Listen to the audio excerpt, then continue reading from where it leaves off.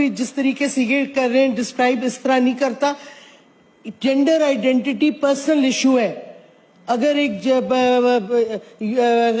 Transgender feel करता है उसकी आइडेंटिटी फेमिनिन है, इट्स हिज चॉइस और हर चॉइस।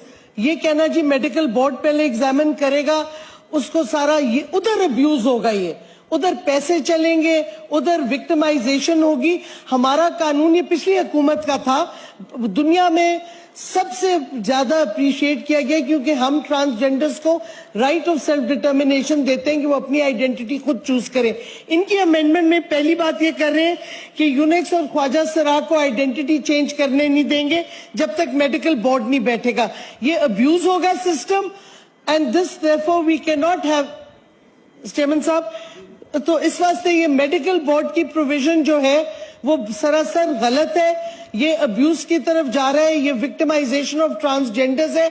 बड़ी मुश्किल से ये कानून पास हुआ और ऑपरेशनलाइज हो गया और आज तक हमें एक कंप्लेंट नहीं आई उसकी अब्यूज की, बल्कि इस कानून की वजह से प्रोटेक्शन मिली है ट्रांसजेंडर्स को और उनकी मेन स्ट्रीमिंग हुई है। और अगर पाकिस्तान हक देता है अपने शहरी को कि वो अपनी तीसरी आइडेंटिटी चूज करें तो ये उनका हक है, और हमारे पासपोर्ट में और आईडी कार्ड में ये है थर्ड चॉइस आइडेंटिटी की। वो क्यों खत्म करना चाह रहे हैं? ये बिल्कुल फिर से विक्टिमाइजेशन और अब्यूज ऑफ ट्रांसजेंडर्स को इनकरेज करना चाह रहे हैं इस अमेंडमेंट